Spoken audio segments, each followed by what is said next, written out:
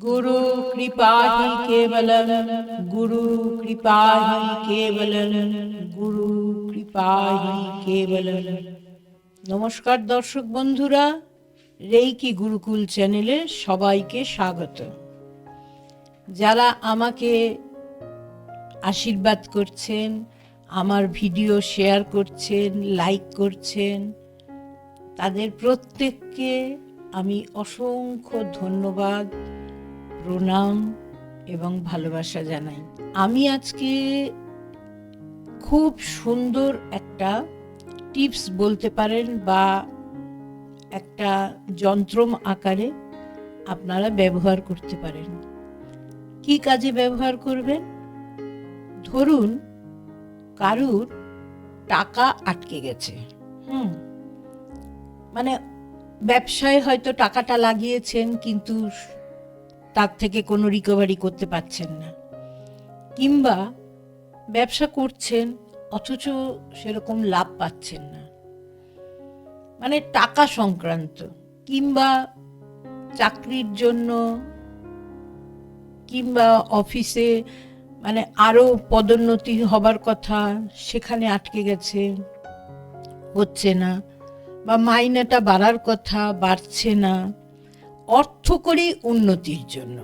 ঠিক আছে, আপনারা অর্থের উন্নতির জন্য এইটা করবেন। বিশেষ করে যেখানে অর্থটা আপনার আরো হবার কথা কিন্তু হচ্ছে না, আটকে গেছে, সেইখানে আপনি এটা করতে পারেন। প্রথমে বলি আপনাকে কি করতে হবে। আপনি আমার ভিডিওটাকে ফলো করবেন পুরোটা, তাহলে আরো সুন্দর করে আপনি বুঝতে পারবেন। প্রথম কথা বলি, এই যে স্টারটা দেখছেন, দেখুন এই স্টারের একটা মাথা উপর দিকে আছে, আর এই স্টারের একটা মাথা নিচের দিকে আছে। তাহলে আমি আপনাদেরকে এই স্টার আঁকাটা আগে আমি দেখিয়ে দিচ্ছি।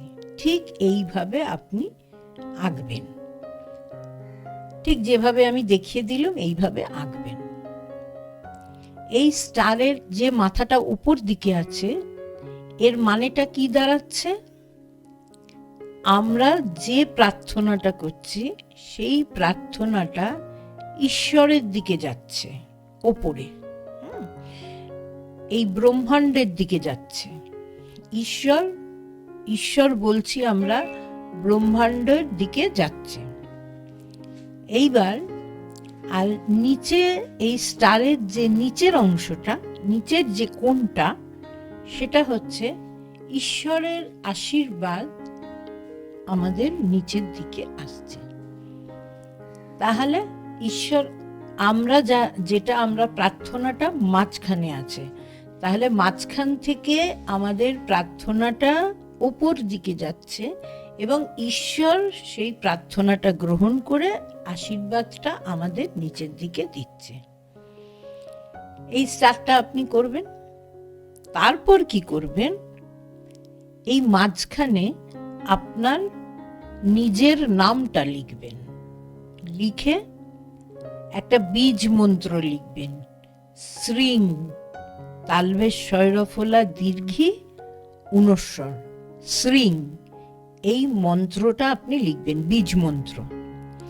তার তলায় আপনার যে উইশ, যেটা আপনি চান, সেটা খুব ছোট্ট করে লিখবেন, হয়ে গেছে।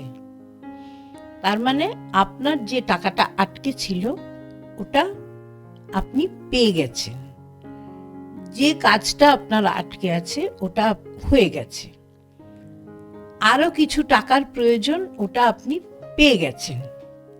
এরকম ভাবে প্রেজেন্ট টেন্সে ছোট্ট, যতটা ছোট সম্ভব হয় সেই ছোট্ট করে আপনার উইশটা লিখবেন।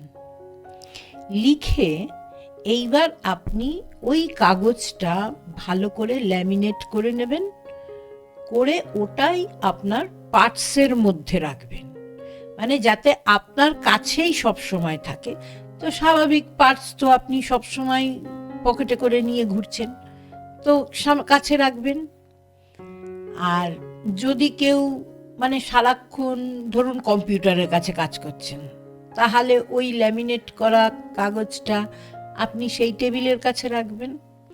ওই স্রিং লিখলেন, তার প্রথমে কি লিখছেন? প্রথমে আপনার নাম লিখছেন, তারপরে মন্ত্রটা লিখছেন স্রিং, তারপরে আপনি উইশটা লিখছেন, তার তলাতে একটা নাম্বার লিখবেন।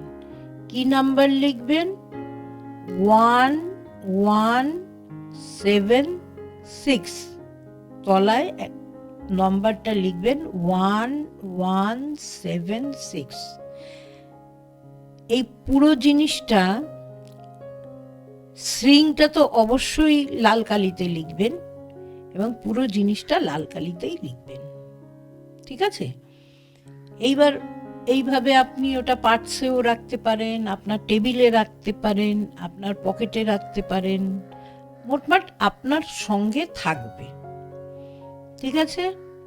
তাহলে করে দেখুন, অন্তত আপনার বাধাগুলো কাটুক, আপনার কাছে অনেক অর্থ আসুক, আপনার ব্যবসায় উন্নতি হোক। খুব ভালো। আপনারা সবাই খুব ভালো থাকবেন, আমিও খুব ভালো আছি। হোলি ফায়ার রেকি শিখুন, অ্যাঞ্জেল থেরাপি শিখুন এবং নিজের জীবনকে সুন্দর করে কাটিয়ে নিয়ে যান। আর আপনি যদি মনে ভাবেন যে অন্য কাউকে দিলে এটা তার খুব উপকার হবে, আপনার হয়তো প্রয়োজন নেই, কিন্তু অন্য কারোর প্রয়োজন আছে, আপনি আমার ভিডিওটা দেখেছেন, সে দেখেনি, প্লিজ তাকে আপনি শেয়ার করুন, প্রচুর শেয়ার করুন, যাতে মানুষ খুব উপকার পেতে পারে। আর আমার সাথে যদি যোগাযোগ করতে হয় তাহলে আমার হোয়াটসঅ্যাপ নম্বরে যোগাযোগ করবেন। আর যারা উপকার পাচ্ছেন তারা অবশ্যই আমাকে জানাবেন। অনেক অনেক ধন্যবাদ। সবাই খুব ভালো থাকবেন। আজকে এই পর্যন্ত। নমস্কার।